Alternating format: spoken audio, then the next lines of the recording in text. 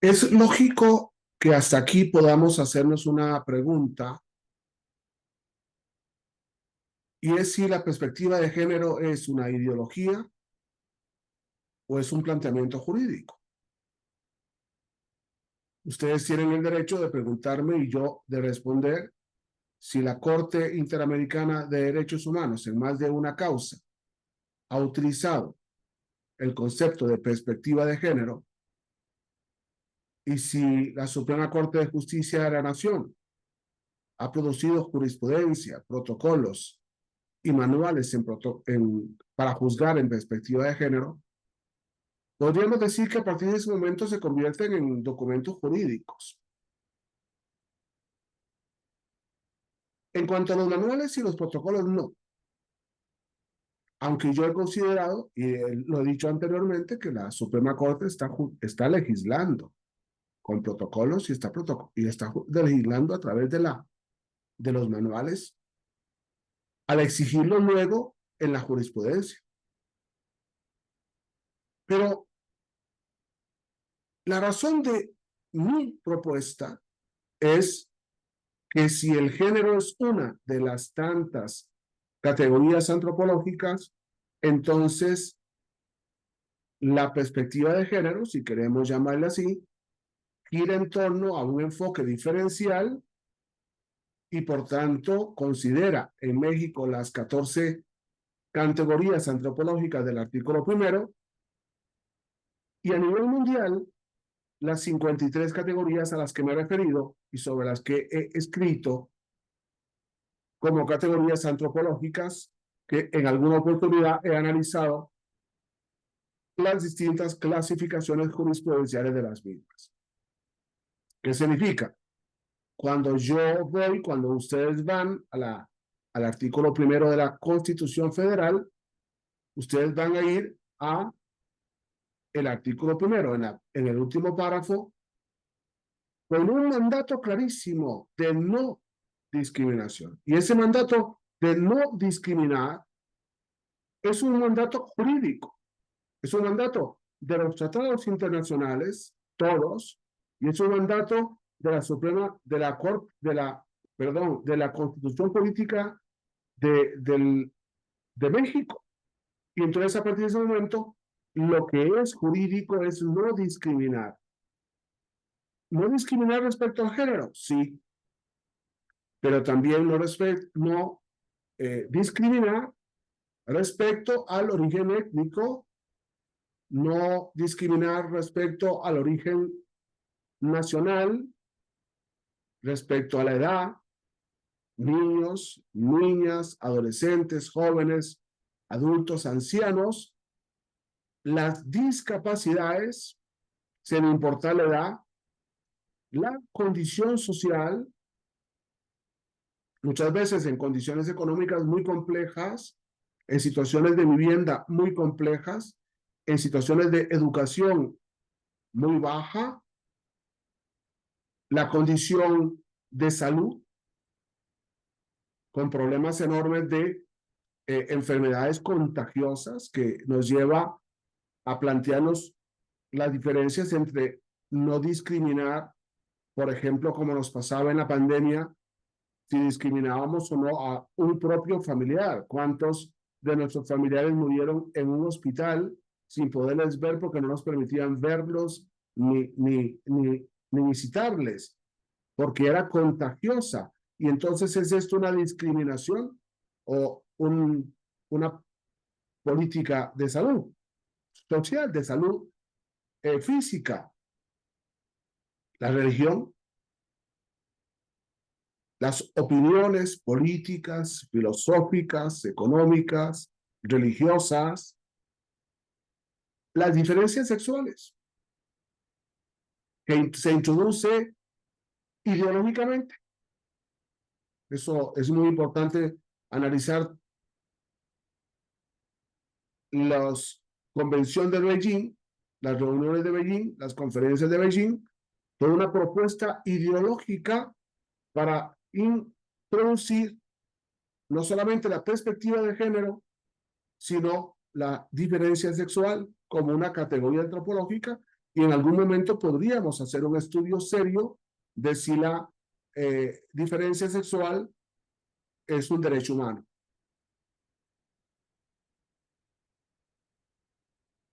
El estado civil, casado, soltero, religioso, sacerdote, monja, y lógicamente el estudio que hemos hecho de cualquier otra que atente contra la dignidad humana, cualquier otra que menoscabe los derechos o libertades de las personas. Estas 14 categorías nos obligan, lógicamente, a hacernos una pregunta sencilla. Y es la pregunta de si las categorías estas que estamos viendo son categorías, en definitiva, todas derechos humanos, todas valiosas. Y en cierto sentido podríamos hablar de razas, de religiones, de culturas, de opiniones.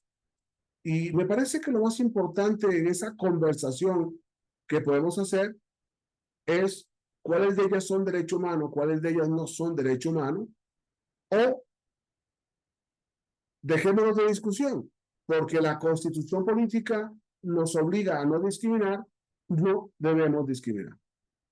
Y por eso, si entrara una persona tan fea que nos asuste,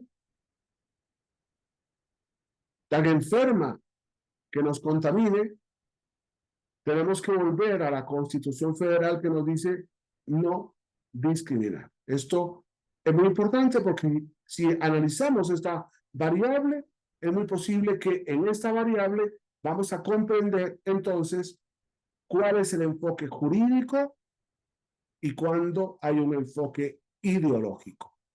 Si nosotros como jueces, como policías, como servicios periciales vamos a investigar, como fiscales vamos a acusar, como defensores vamos a defender, si como jueces vamos a juzgar en perspectiva de género, lo vamos a hacer jurídicamente si no discriminamos.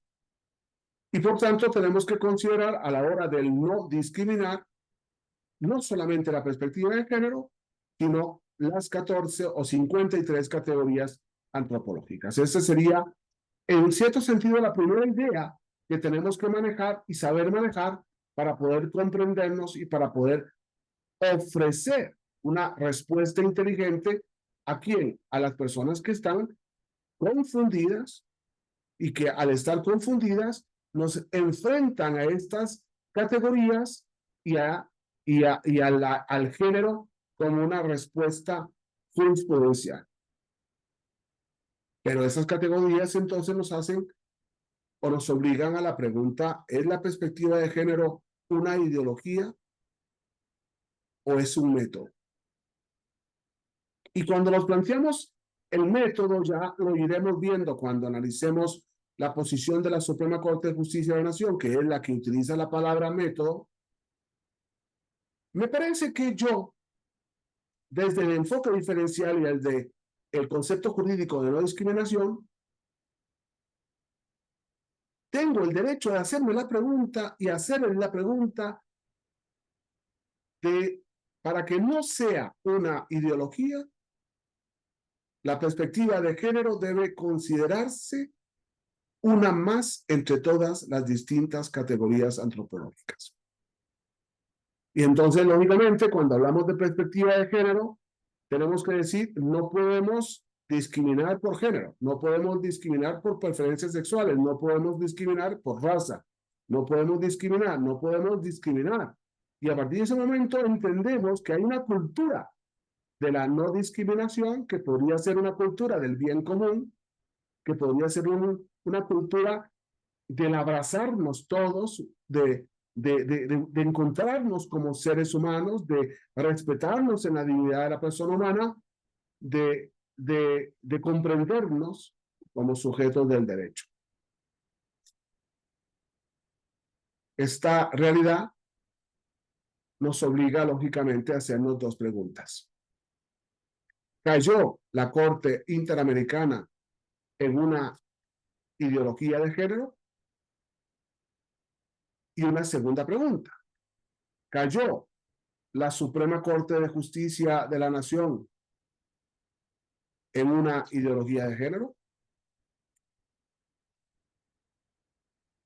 La ideología de género plantea que hay un sexo biológico con el que nacemos, pero a la vez que toda persona podría construir libremente su sexo psicológico o de género. Ya aquí no estamos haciendo un planteamiento científico, no estamos haciendo un planteamiento biológico, sino un planteamiento cultural.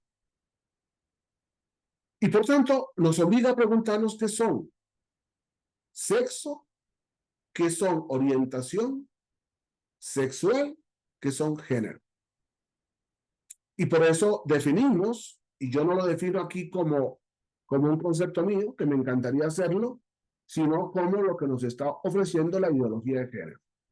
Sexo es tu género biológico, que puede ser masculino, femenino o intersexual. Orientación sexual es a quién te sientes atraído sexual y o románticamente. Puede ser gay, heterosexual, bisexual, asexual, queer, pansexual, demisexual o cualquier punto medio. O orientación de género, que es el rol que quieres jugar en la sociedad. Y puede ser hombre o mujer, ambos, ninguno o cualquier punto medio. Y por tanto, entramos a este nuevo concepto que de hecho les decía en alguna oportunidad, el Estado de México ya ha legislado a favor de el sexo no binario. O sea que no podemos hablar ya de sexo, por lo menos en el Estado de México, de varón y mujer, de femenino y masculino, sino el sexo es no binario. Es cualquier sexo, cualquier orientación, cualquier género. Esta realidad nos enfrenta lógicamente a una pugna que veíamos en alguna oportunidad entre lo ideológico, lo jurídico y lo científico. Entre lo ideológico, porque lo ideológico está cuestionando lo biológico y lo científico, lo jurídico, porque lo jurídico debe proteger lo humano y lo social desde el punto de vista de una respuesta científica, no necesariamente ideológica, porque la ideología, y como lo hemos hablado en algunas oportunidades, nos puede llevar a que la perspectiva es subjetiva, subjetiva desde el otro, subjetiva desde yo, desde mí, desde el qué, o al que le corresponde investigar, acusar o juzgar. Si me dejan quitar la pantalla porque estorba en ese momento y la ponemos al otro lado, la libertad para construir el propio género debe interpretarse como sinónimo de una autonomía absoluta, una opción sexual. Esto nos llevaría a que tenemos que respetar la opción libre sexual que cada persona elija, o tenemos que solamente no discriminar respecto a esa opción sexual. Si yo lo veo desde la no discriminación, respeto cualquier opción, cualquier preferencia, cualquier decisión. Pero si lo veo desde el punto de vista de la perspectiva, y si lo veo desde el punto de vista de lo que ha resuelto la Suprema Corte, y si lo veo desde el punto de vista de lo que ha resuelto la Corte Interamericana, me doy cuenta de que hay una influencia ideológica. Una respuesta ideológica muy compleja que, si vuelvo a quitar la pantalla para que no estorbe, me enseña situaciones en las cuales culturalmente se está procurando que los niños se conozcan sexualmente entre ellos, o los niños y las niñas con libertad sexual, o si un niño prefiere a un perro que pueda tener una amistad y por tanto una opción sexual con el animal, o de la misma forma que un hombre ame a una mujer, o que una mujer ame a un hombre, que un varón ame a una mujer, que un varón masculino ame a una mujer femenina para, por ejemplo, tener hijos.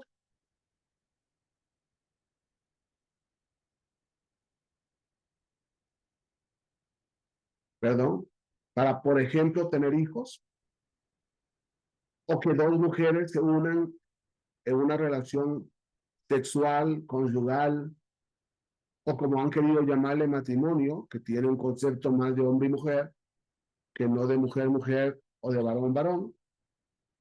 Y por tanto, entonces vamos enfrentándonos a una serie de relaciones culturalmente distintas, religiosamente distintas, sexualmente distintas, filosóficamente distintas, socialmente distintas, históricamente distintas, antropológicamente distintas, que me enfrentan lógicamente a relaciones tan complicadas como la mujer con su mascota y los tipos de mascota, del hombre con la mascota y el rechazo del varón a la mujer y el rechazo de la mujer al varón por otras opciones animales, el amor por la ecología y las plantas por encima también de la persona humana, el matrimonio como una relación natural o la relación entre hombre y mujer o entre mujeres. Y lógicamente todas las propuestas sociales de identificación con una ideología de género, con una bandera de género, con un arcoíris de género, con una relación que ya permitimos públicamente exhibirse contra posiblemente toda la legislación mundial en el exhibicionismo y en tantas formas que se ha procurado el pudor humano resolver, definir, legalizar, o el desnudo ante la visión de los niños y de las niñas y la posibilidad de la deformación para algunos o la formación para otros de que los niños tengan un contacto con la sexualidad, con el desnudo natural, sin ningún conflicto psicológico, social, religioso, moral, hasta llegar a considerar que el niño puede autodefinirse sexualmente por encima de la autoridad de los padres y que esa identificación sexual le permite al hijo, aunque no sea mayor de edad, de decidir su sexo, femenino, masculino, masculino, femenino, o el sexo no genérico, no binario. Y lógicamente nos lleva a una pregunta o una propuesta. Si el género se construye autónomamente, no tendría sentido, sería pernicioso. Las concepciones de la complementariedad de los sexos y la norma de la heterosexualidad para contraer nupcias. Lógicamente que la perspectiva de género, desde una ideología de género, ha resuelto ya estas posibles preocupaciones del mundo occidental al admitir ya el matrimonio entre mujer y mujer, entre mujer y varón, entre hombre y hombre, entre mujer y varón, entre varón y mujer. Y como no pueden esos matrimonios procrear, entonces, lógicamente, que puedan optar por los hijos, adoptarlos, ya sean hombres que adopten varones, hombres que adopten mujeres o niñas, mujeres que adopten niños, mujeres que adopten niñas. Y lógicamente, en esas preferencias sexuales, comprender que en la realidad social del siglo XXI, lo mismo da que el varón sea varón o que el varón se vista de mujer, o que la mujer ofrecida como mujer sea realmente un varón. Hay un autor que dice que, contraria a la ideología de género y contraria a la perspectiva de género, no definimos al varón y a la mujer por el pene o por la vagina. Definimos biológicamente al ser humano, mujer y varón, por el ombligo. No nacieron culturalmente, no son una producción de la cultura actual, no son una creación ideológica, sino que el ombligo nos enfrenta a una realidad, y es que el hombre y la mujer son una creación biológica que solamente y de la cual solo puede participar la mujer, aunque con la contribución del varón. Solo la mujer puede parir, solo la mujer puede engendrar, solo la mujer puede darnos hijos. Y solamente podemos tener hijos en el mundo entero en una relación de varón y mujer. Es muy importante aprender a comprender hacia dónde vamos y hacia dónde queremos llevar la sociedad del siglo XXI y a los niños y niñas, adolescentes y jóvenes del siglo XXI, como queremos y nos sintamos, como lo ha resuelto la Suprema Corte de Justicia, el deseo como máquina creadora de decisiones humanas, como la perspectiva que nos lleva a lo subjetivo de la decisión del otro y del que resuelve sobre el otro, y por tanto conviene un poco ver cómo el Código Nacional de Procedimientos Penales, en lo que ahora interesa, se reforma en el año 2024, en el artículo 3, fracción 11, definiendo la perspectiva de género a como una metodología y los mecanismos que permiten identificar, cuestionar y valorar la discriminación, la desigualdad y la exclusión de las mujeres que se pretende justificar con base en las diferencias biológicas entre mujeres y hombres, así como las acciones que deben emprenderse para actuar sobre los factores de género y crear las condiciones de cambio que permitan avanzar en la construcción de la igualdad de género. La ley, la reforma del Código Nacional de Procedimientos Penales, está encaminado a la mujer. Y al estar encaminado a la mujer hace una diferencia necesariamente biológica y necesariamente antropológica. Si el problema se presenta en enfoque diferencial, no tanto hacia mujeres, sino ante niñas, niños y adolescentes, personas, varones, migrantes, varones soportando conflictos raciales, étnicos o de nacionalidad, valores en preferencia sexual, en conflictos de género, o varones en vulnerabilidad laboral como ofendidos o víctimas de empoderamiento, ¿cuál debe ser el enfoque? Me parece que si subjetivamente, si desde una sola categoría tratamos de definir los grandes problemas de la persona, varón y mujer, niña, niño, adolescentes y jóvenes, ancianos, personas mayores de edad, si lo queremos resolver desde la perspectiva subjetiva de género, vamos a cometer muchas injusticias. Por el contrario, me parece que si lo resolvemos desde el punto de vista de un enfoque diferencial, de una no discriminación, entonces el ser humano es libre de decidir con su vida lo que quiera. La vida misma le irá diciendo si fue bueno o fue malo. Que decida, porque es libre de decidir. Y nosotros no discriminar. Pero a la hora de que estamos entendiendo este no discriminar, lo tenemos que hacer desde una perspectiva de enfoque diferencial, o perdón, desde un enfoque diferencial y no solamente desde una perspectiva de género.